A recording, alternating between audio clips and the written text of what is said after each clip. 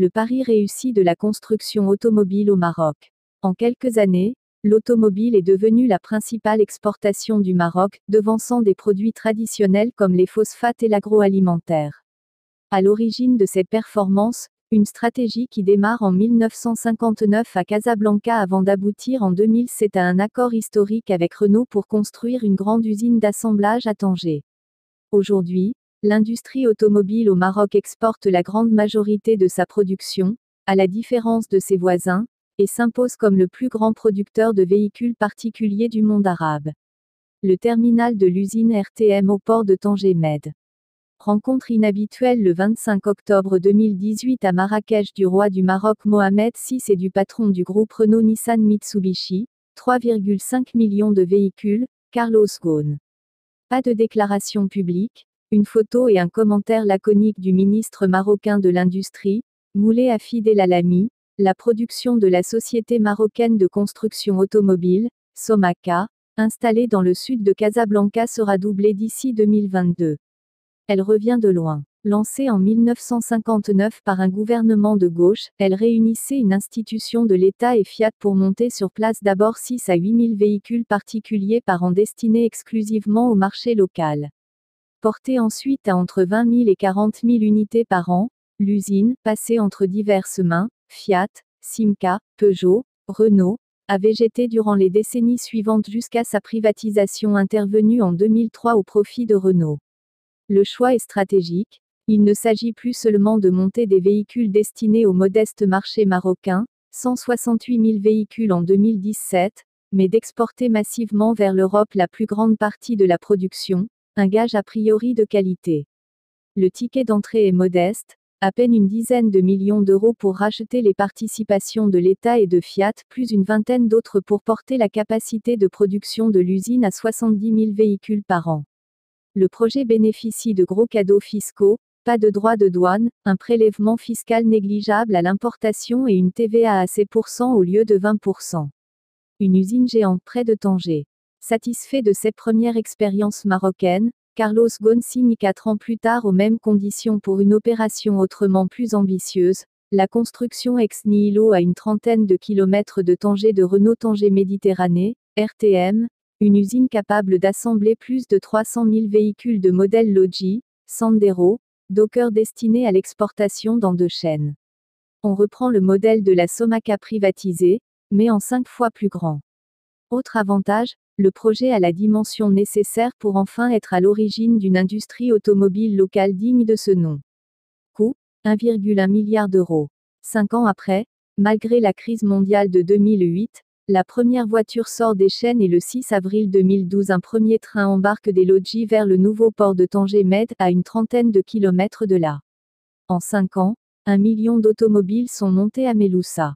Attirés par la capacité de l'usine qui emploie environ 8000 salariés, les grands noms de la sous-traitance automobile internationale accourent, plus de 20 fournisseurs majeurs, Snop, Valeo, Takata, Silinx, Treuve, GMD, Saint-Gobain, Denso, Visteon, s'installe à Casablanca, Tanger et Kenitra où le groupe français PSA prévoit d'inaugurer l'année prochaine une usine capable de produire 100 000 véhicules particuliers, puis le double en 2023.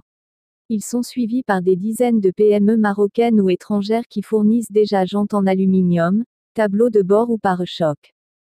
Fabrication locale. Mais assembler des pièces détachées produites ailleurs revient plus cher que quand le véhicule est construit d'un seul bloc et importé clé en main. Fabriquer sur place la plus grande partie des éléments du véhicule devient l'ambition de la centaine de professionnels qui tournent sur place autour de l'automobile et se sont rassemblés dans une association particulièrement active, l'Association marocaine pour l'industrie et le commerce de l'automobile, AMICA, rebaptisée en 2017, Association marocaine des industriels et constructeurs automobiles. Autrement, le montage se révèle souvent une escroquerie pour le client qui paye plus cher le même véhicule. Le modèle Sandero vendu en Algérie coûte l'équivalent de 3 000 € de plus qu'au Maroc. Actuellement, le taux d'intégration locale, c'est-à-dire le pourcentage d'éléments produits sur place ne dépasse pas 40%. Le moteur vient de l'usine Renault de Séville, le châssis et la caisse arrivent également de l'extérieur. En juin 2014, pour porter le taux d'intégration locale à 65%, l'État, appuyé par l'AMICA, lance un grand plan, sous-traitance. Objectif, 24 milliards de dirhams de chiffre d'affaires, 2,2 milliards d'euros, et création de 90 000 emplois contre moins de 12 000 aujourd'hui. 5 sous-secteurs sont encore pour la plupart en cours de lancement. Câblage, création de plus de 20 000 emplois attendus, 10 milliards de dirhams d'exportation. C'est le sous-secteur le plus avancé aujourd'hui. Intérieur véhicule, siège, création en vue de plus de 13 500 emplois, 5,2 milliards de dirhams d'exportation. Batterie, 1500 emplois à terme. Métal emboutissage, 5000 emplois et 4,5 milliards de dirhams à l'export. Powertrain, lancé en mars 2015, ce secteur s'attaque aux moteurs et aux boîtes de vitesse, la partie noble du véhicule.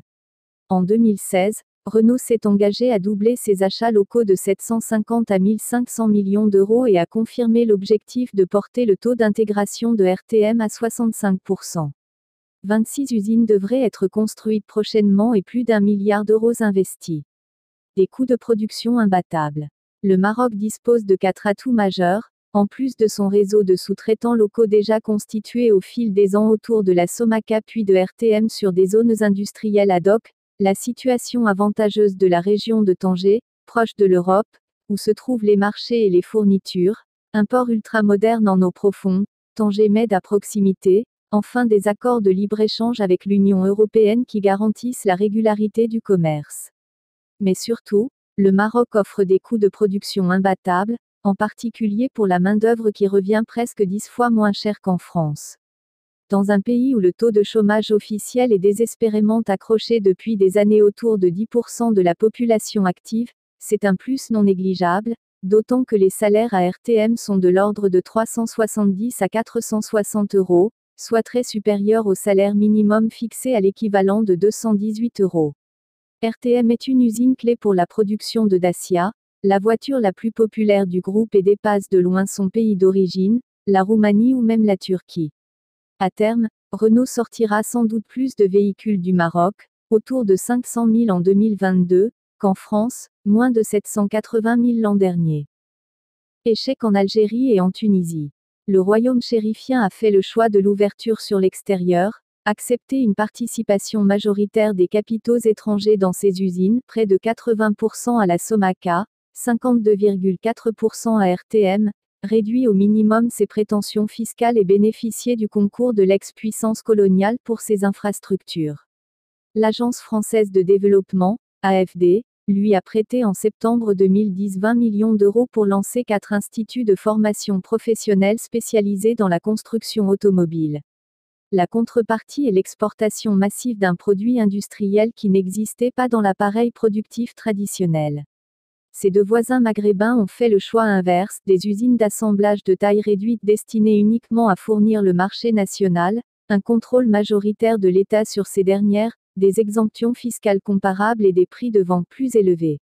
L'Algérie a interdit de facto l'importation de véhicules neufs depuis 2017, obligeant les constructeurs étrangers à bâtir des ateliers d'assemblage local. Ceux-ci ont promis un taux d'intégration qui ne sera sans doute jamais atteint, ni même contrôlé par des tutelles publiques souvent défaillantes. La Tunisie, de son côté, a construit une usine pour produire annuellement 3500 pick-up Peugeot qui a créé peu d'emplois, moins de 400. Cela coûte plus cher que des modèles plus récents et ne rapporte pas grand-chose à l'économie du pays, moins de 10 millions d'euros investis. L'avance marocaine est indéniable. Est-elle viable? Si le Maroc se développe et si les salaires marocains s'envolent, son avantage comparatif s'estompera et il faudra sans doute franchir une nouvelle étape dans la sophistication et la qualité de la production, voire l'élargir à de nouvelles branches, comme c'est déjà le cas pour l'aéronautique qui démarre. Jean-Pierre Sérény, journaliste, ancien directeur du Nouvel Économiste et ex-rédacteur en chef de l'Express.